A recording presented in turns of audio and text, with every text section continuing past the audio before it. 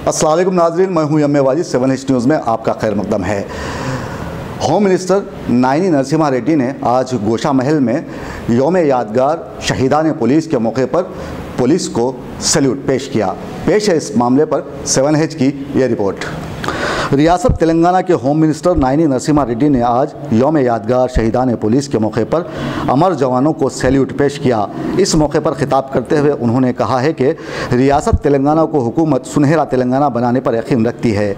महकमा पुलिस में तकर्रुरात को साफ और शफाफ बनाया गया है, ताहम तेलंगाना नौजवान इस मौके से इस्तेफ़ादा हासिल कर सकते हैं। गोशा महल स्टेडियम में आज पुलिस परेड का एहतमाम भी किया गया, जहाँ पर रियासती वज़रा के अलावा पुलिस के आला ओहदेदार भी मौजूद थे। ख़वातीन में खुद एतमादी लाने और उनकी इज़्ज़त और हुर्मत को महफूज बनाने में तेलंगाना शी टीम पुलिस ने नुमाया खिदमत अंजाम दिए हैं, जिसकी साबिक़ में नज़ीर नहीं मिलती। अब आगे उन्होंने मज़ीद क्या कहा है, आइए आप खुद ही देख लीजिए। రాష్ట్రం ఆవిర్భావం తర్వాత అత్యధిక సంఖ్యలో పోలీస్ శాఖలో నియామకాలు ప్రక్రియ ప్రభుత్వం చేపట్టింది। మొదటి దశలో 9080 అందుకొని శిక్షణలో ఉన్నారు। పోలీస్ శాఖలో వివిధ భాగాల్లో పనిచేయడానికి 18290 నూతన పోస్టులను ప్రభుత్వం మంజూరు చేసింది। సత్వరం 10000 పోస్టులను భర్తీ చేయడానికి ప్రభుత్వం సూత్రప్రాయంగా అంగీకరించింది।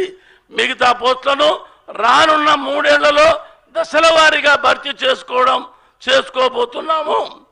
మహిళల్లో భరోసా కల్పించడమే పేరుకు తగినట్లు భరోసా సెంటర్ను హైదరాబాద్లో నెలకొల్పినాము।